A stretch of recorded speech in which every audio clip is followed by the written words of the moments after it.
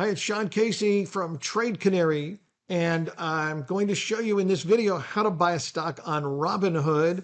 It's very easy, so just follow along. The first thing you would want to do is log into your Robinhood account so you can see what you've got available to invest. In this case, I just have a test account with $105, which is $100 in money and $5.45 in some kind of stock, I think Apple stock or something that I got for free for joining Robinhood.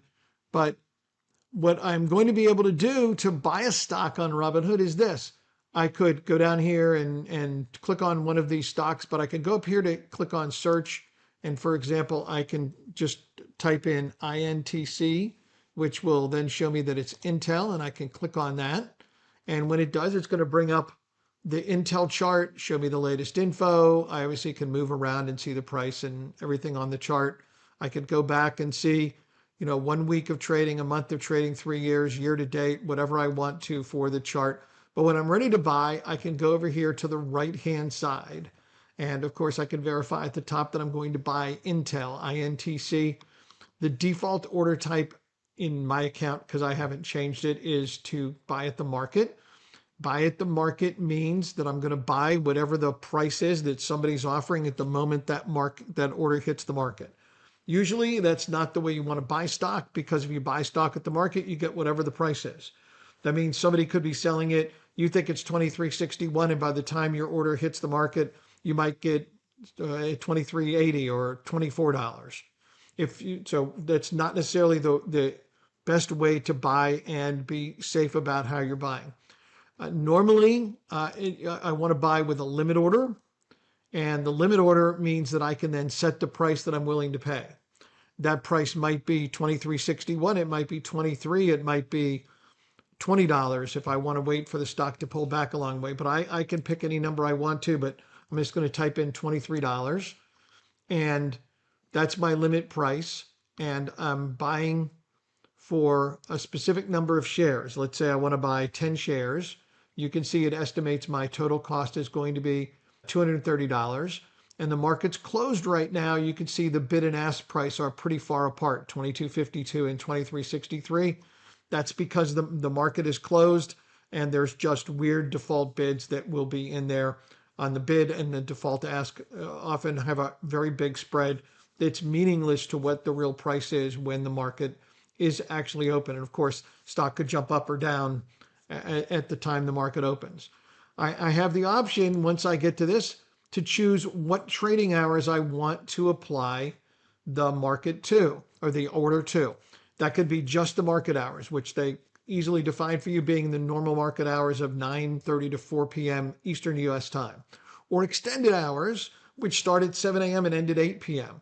And there's no reason at all that you don't want to be involved in as many hours as possible. In this case, you could also be in the 24-hour market, which includes overnight from 8 p.m. and onward. If you're going for a specific price, then that's a great opportunity. If there's after-hour news that affects what you want to do and you happen to see it after 8 o'clock and you could trade overnight, that's an awesome thing.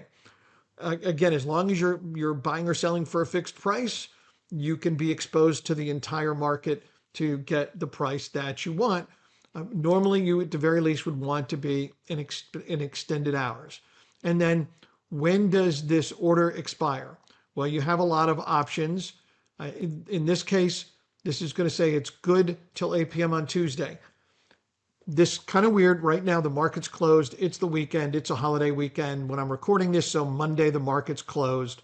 For President's Day, that means the first day the market is open is Tuesday. Therefore, they would say this order is just good for the day. For the first trading day, when the market is open, if I was doing this on Tuesday, it would also say it's only good until 8 p.m. on Tuesday if I wanted to make it good for the day. But I could also make it good till canceled up to 90 days away, which means I could click. And now this order would run until May 17th. And before May 17th, if the price got to $23, I would have bought it. If it hasn't gotten to $23, I wouldn't have bought it. On May 17th, this order would expire at that point in time. When I place the limit order, they're gonna tie up my money for the amount that I'm trying to buy, because I have to have the cash available or the credit if you have a margin account in order to make this purchase. So this will tie up your funds if you had it for that long and it didn't fill. But of course, you could always cancel the order if the order has not been filled.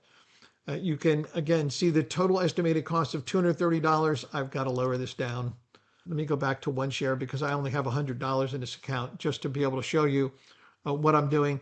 And now, because at $23 is less than my $100 buying power, I can click on review order. And when it gets to the review order page, you can see here's the summary. I'm going to place a good till canceled order to buy 1 share of Intel. My pending order will execute at $23 per share or better, which means maybe the market drops down and I get $22.50 if there's a big drop and gap in the market, right? Currently, they're showing me the bid and the ask price and the last sale at $23.61. Okay, so I don't have to worry about any of those numbers because, again, I've putting in a specific number. I want to pay $23 or less. At that point, I can click on buy. I can click on edit, or I could close the page and not do anything at all with it, which is what I'm going to do when this video is over with. You can see it's very simple, easy to go buy a stock on Robinhood. I hope this video has helped you to go and do that.